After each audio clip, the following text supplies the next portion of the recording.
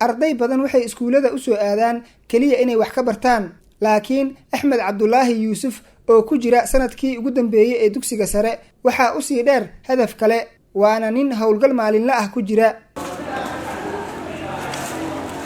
tan iyo sanadkii 2015 ayuu bilaabay inuu dhirta dhaadheer iyo kuwa ildogsiga leh ku beero dugsiga uu dhigto ee 21 Oktoobar. waxaa intaas u dheer dayactirka iyo hagaajinta qalabyada iskuulka. muxuuse muhiim ugu arkay talaabtiisa? waxa uu dhalay iskuulka markaa imaanay wuxuu ahaa iskuul aan wax geedo ku yaalin oo banaan cad iska ah oo wuxuu ku yaal kaliya geedkan weyn oo awooran waayisiyad bar la awooran waxay ahayd meel orax ah oo aan la fadhiis karin.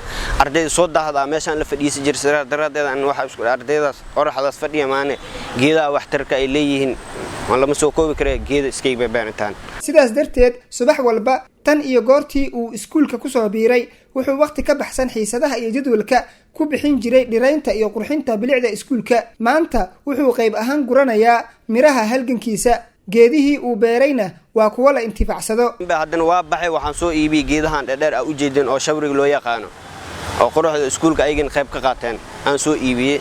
ayagana waa ku talaal ilaa ay xagga oo ku talaalsan yihiin gudahana waa ku talaali meeshaasna waa ku yaaliin. geedkii ugu horeeyay iskuulkan ku talaal wuxuu ahaa geedkan iga dambeeyo oo magaciisa la yiraahdo Bahar Saaf Soomaalida say u taqaano iyo kuwa kale aad u badan gadaashina waa ku yaala Bahar Saaf. labadan Bahar Saaf saddex ay ahaayeen mid waa uu dhintay. balse mar walba uma fududayn sida loo arko. waxay ku qaadan jirtay xoog iyo lacag adag inuu ku soo iibiyo geedaha, halka uu ka keenana waa masaafo aan u dhaweyn. geedahan inaan ka doono afgooy ka bacdina aan ku awooro dadkayga oo iskuulka ugu sareeyo Cabdiqaadir Nuur Ciise ay u dhiirigeliyay geedahan inaan keeno. waasaan garab igu sii mar walba aada afgooy asaa xoogaa daadic lacag yar iyo geedaha xoogaa noo soo kordhiyo dhaha inoo soo geed fiican noo keen. iskuulku waxaan rabnaa intaan uu yahay inaan wax kale aan ka sii darno iskuulku aan u noqdo meel oo loo soo dalxiistay inuu noqdo. dadaalka uu Axmed ku bixiyay dhiraynta iskuulka wuxuu noqday mid aan kaliya la jeclaanin balse lagu baraarugay wax ku oolnimadiisa. Cabdiqaadir Nuur Ciise waa maamulaha iskuulka uu dhigto. wuxuu sheegay in Axmed uu yahay tusaale ardayda kale ay ku daydaan.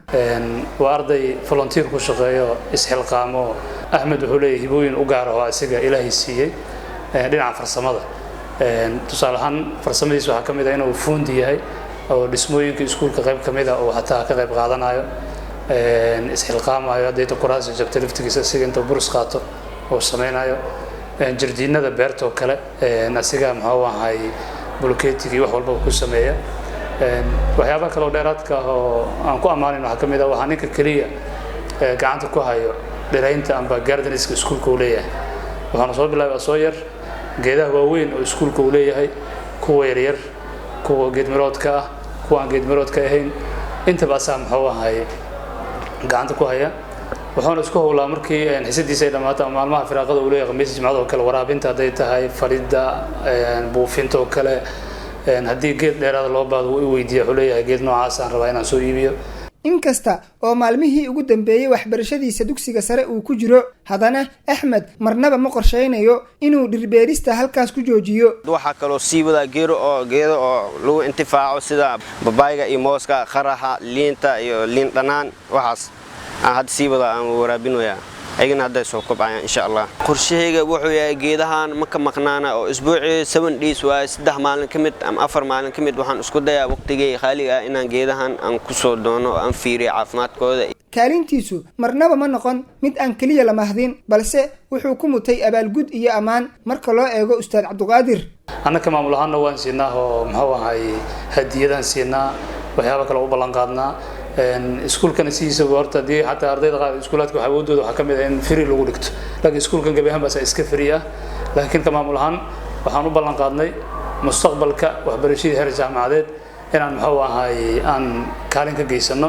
Axmed laga yaabay inuu kali ku yahay howlgalkiisa baahida weyn uu deegaankeena maanta u qabo, balse ficilkiisu wuxuu saameynayaa malaayiin Soomaali ah oo mar looga fadhiyo inay dhaxal muuqda uga tagaan dhulkooda ka hor inta aanay dhiman.